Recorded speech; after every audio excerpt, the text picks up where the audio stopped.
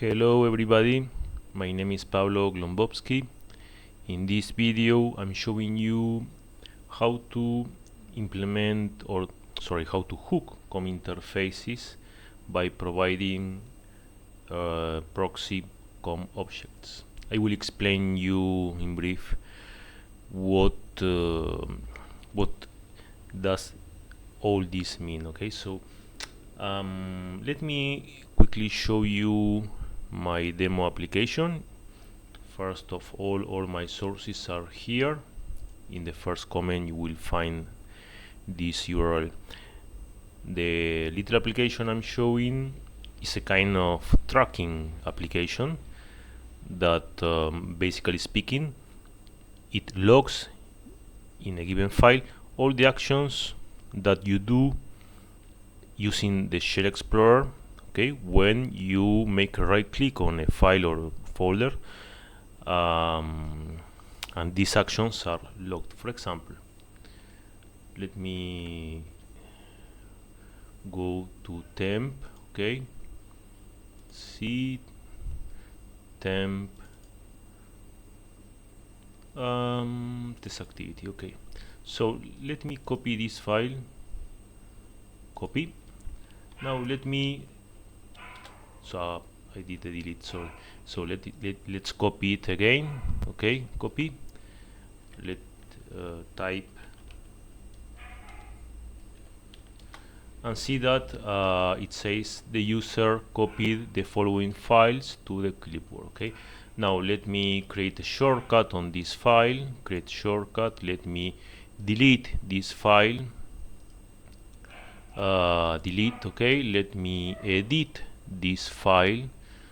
Okay, edit. Okay, let me open this file. Okay, let me print this file. Where is print? Oh, here it is. Okay, I did open, sorry.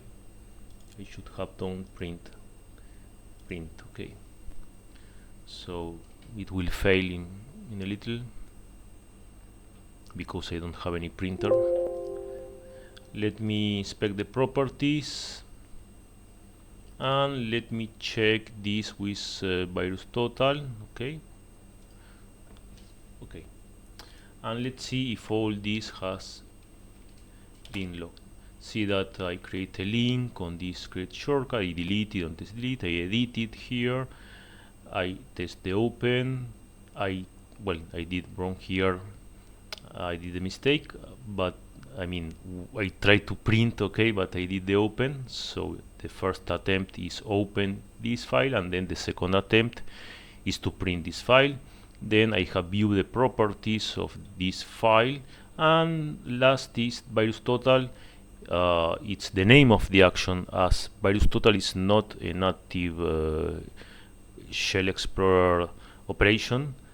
Then all I can show is the name of the internal menu, that is VirusTotal. Okay, well, for this project I had used, it's a kind of first of all, between parentheses, it's a kind of real life application. I mean, it's not by itself a kind of a standalone application, of course. I mean, you cannot sell it. It requires by far more work. But the point is that to do this, I had to first use API hooking. Okay, then I had to use the COM method hooking. I had explained the COM method hooking in another video. Basically speaking, remember that it is to modify the vtable. Sorry, to modify the vtable of the COM method, and I had to implement this COM interface hooking by providing proxy objects. Let me do a quick clarification on the previous video I had done, where I had shown the COM method hooking. I said, and this is not only me, because in internet you may also find this information, that for example, suppose that in my case I don't exactly remember, but it was to intercept the shortcut creation, if I remember well. Well, now I see that I could have done this using this approach, but I intercepted the iPersist file, if I remember well, method. Okay, so it worked fine. Okay, in this particular case. Why? Because it is Explorer who creates the COM interface, object. Okay, and internally speaking, this class is always the same. I mean, you call co-create instance, okay, and internally speaking, this class is the pointer to the method that I hook is always the same. Okay, it's only one class. But suppose that I want to hook the iData object get data. This is a widely used method, okay? But there are many places where iData object is created. For example, you call ole set clipboard to fill the clipboard with text, or to fill the clipboard with a file, okay? And each interface, each iData object interface will be different. This means that the getData method will be different, okay, depending on the class you create. This class is not only used this COM interface is not only used here but also here, okay, or do drag drop, or many other APIs where you must implement your own iData object, and each one has its own getData. That's why when I said that by hooking a COM method, then all calls to this COM method are intercepted, it's not really true. Okay, it depends on the method, on the way it is created, and so on. Well, this is just a clarification. Okay, so let me show you a little PPSX where I try to simplify the little program I did. Okay, so first of all, I hooked this API sh bind to parent. This is the API declaration. So when I hook this API, okay, when I hook this API, when Explorer calls this is my cursor, okay, this API, when Explorer calls this API, in fact it calls my own function. This is the purpose of the API hooking. Here I pay attention only to the iShare folder interface. When this RIID is this interface identifier, then what I do is to hook using the COM method hooking this method iShare folder get user interface object off. By this way, each time Explorer calls this COM method this method that was retrieved using this function, so in this case this little function will be called.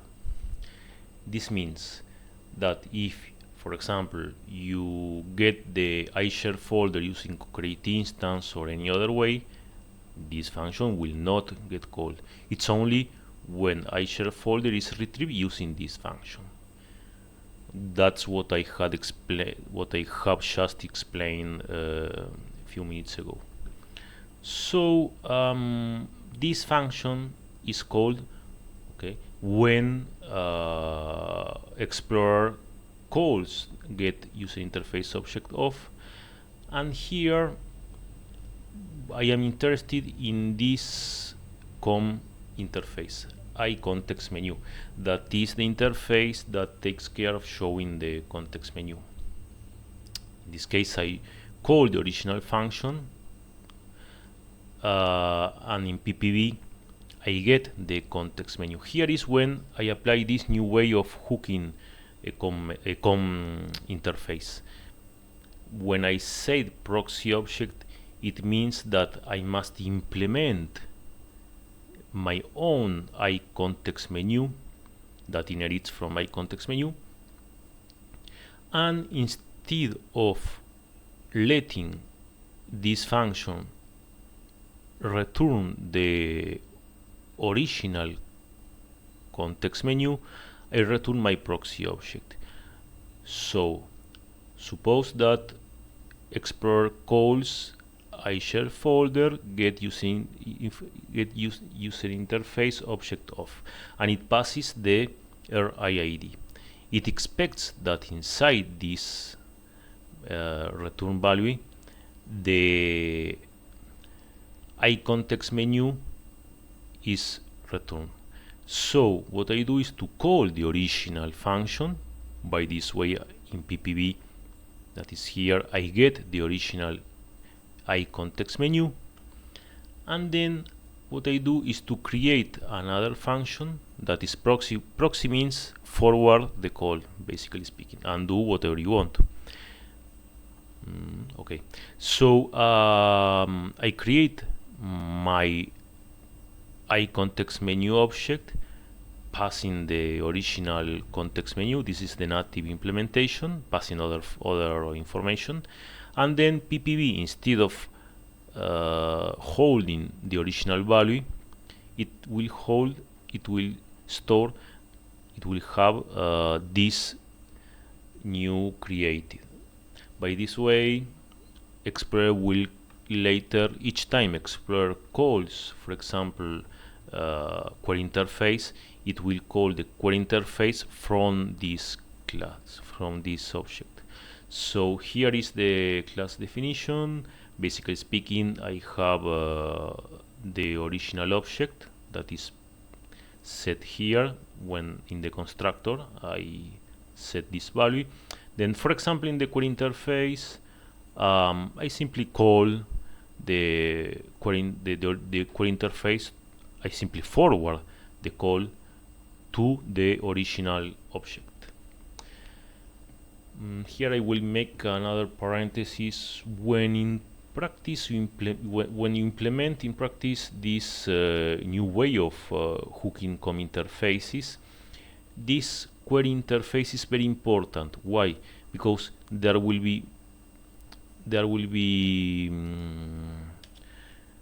places where query interface returns in PPV object the new interface that it is supposed to return. So typically here you will check if this parameter, this RFID is, this identifier is the same than iContext menu, then I return my own object. You will see it now in the code. But basically speaking, the big challenge, or the little challenge in fact, of using this way to hook COM interfaces is to keep track of the the objects that are chain each other. And by this way, because if you, for example, simply do this, you don't do anything else, you just return this, then Explorer will call query interface, I will call the original function, PPV object will have will store the value returned by the original function, and then Explorer will call this value, and I will not be able to intercept the calls. Okay, that's why I must also do something like here in this function. Well, finally speaking, this invoke command method is where we really do the job. This means that each time you click on a menu, this invoke command method is called. It's a kind of event, okay? So I check which is the ID, for example, open or whatever, and I log here. I could also prevent. That's the beautiful point of this implementation. For example, suppose that you want to implement an application that prevents copying files from a given folder. Well, you can check if the folder is or to prevent copying PDF files from a given folder. Well, you can check that the file type is a PDF, that the folder matches the confidential folder, and you simply show a message box error, and you don't call the original object dot invoke command. Let me briefly show. Okay, so there are two CPPs here. This one I will not go in detail. It's the registration code.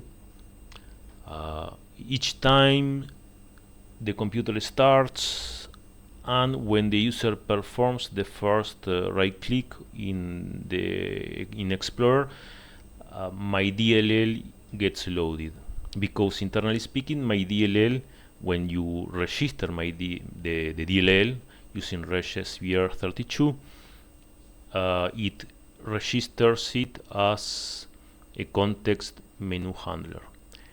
This means each time you make a right click on a file, the first time since Explorer starts, this DLL will get loaded. By this way, I don't need any injector, nothing. It is loaded automatically. And well, this is just an easy way to load a DLL inside Explorer.exe.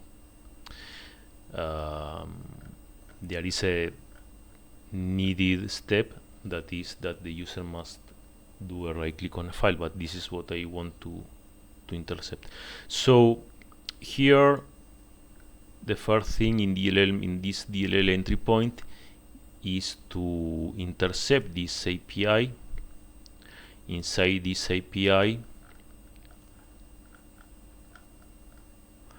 what I do is to pay attention to this COM interface. Then I hook the COM method. So this has been already explained in another video. If you see, this is a vtable modification. I modify the vtable. Then this function is called each time I shell folder dot get user interface object of is called.